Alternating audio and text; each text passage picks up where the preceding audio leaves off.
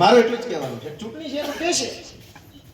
આપ તમે જાગૃત છો એટલે કઈ વધારે કહેવાનું નથી, પણ આજની મીટિંગનો વાત એટલી જ છે કે અહીંથી જે કાંઈ તમને સમજાય એ બધા ગામમાં જઈને પહોંચાડવાની જરૂર. અને મારે ભાજપના જે કાંઈ મિત્રો મારે એમની ટીકા નથી કરવી, અને વિનંતી કરવા માંગુ છું કે એ બધાને આપણે પૂછે કે તમે કેમ ભાજપને ભાઈ સપોર્ટ કરો છો, કે અમે વિચારધારાને સપોર્ટ કરીએ. આવું કહે છે કે નહીં? હવે ભાજપમાં 60% કોંગ્રેસ વાળા છે, તો તમે કઈ વિચારધારાને સપોર્ટ કરો?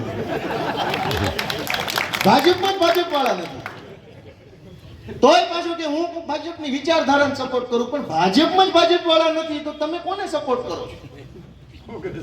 કોંગ્રેસને સપોર્ટ કરે.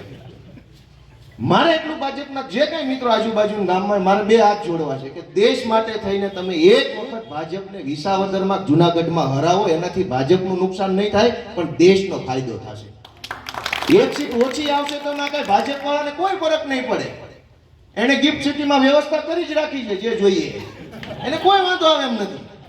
અને ગાંધીનગરમાં જ ખોલી છે, કેમ કે બધા ભાજપ વાળા ભેગા થાય ને રાતે આનંદ પ્રમોદ ને મજા કરો, ગામ ભલે દુખી થાય. ખોલી છે ને વ્યવસ્થા, ગિફ્ટ સિટીમાં ખોલી. ગાંધીનું ગુજરાત કરતા હતા, ખોલ નાખ્યું તાળું હળું કરી, કોઈ ખબર ન પડે. એમને પાટીલ ના હાથે ઉદઘાટન રાખ્યું, જૂના જાણીતા ના હાથે. કોઈ પૂછ્યું કેમ એના હાથે? એને ફાવટ વાળો છે એવું એ અનુભવી છે. એટલે આપણે ક્યાંય કઈક એમ કેવું દાળ પડાવો હોય કે આપણે કંઈક ગોજલા ખરીદવા હોય તો અનુભવી માણસ ગોતવી, ભાઈ આ ગોજલો લેવાય કે ન લેવાય, આ દાળમાં પાણી આવશે. અનુભવી માણસ એને અનુભવી ગોત્યું. અનુભવી માણસ આજે દુકાન ખોલી, ગામ દુખી છે અને એને દારૂ પીવો છે. અને ગાંધીનગરની હાઈફાઈ હોટલોમાં બેસીને એમને ભાજપ વાળા દારૂ પીવો છે અને ગામમાં દવા પીવાનો વારો આવ્યો છે. મોનોકોટો ફોસ પી જવી પડે ઊભી થઈ છે. હવે તો એમાંય કે નકલી મોનોકોટો ફોસ આવે, પીવી ગમે એટલી તો મળતો નથી માણસ.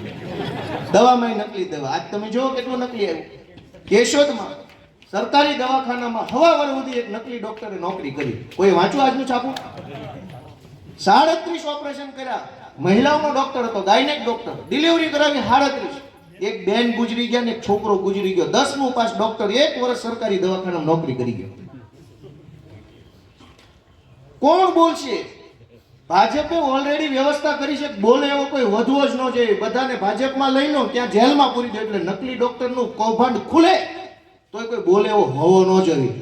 પણ ભાજપની ગમે એવી મોટી તાકાત હોય, બોલવા વાળા તો આ દેશમાં, આ ગુજરાતમાં રહેશે નહીં. આમ આદમી પાર્ટી વાળા રહેશે, તમે કોઈ રોકી નહીં શકો.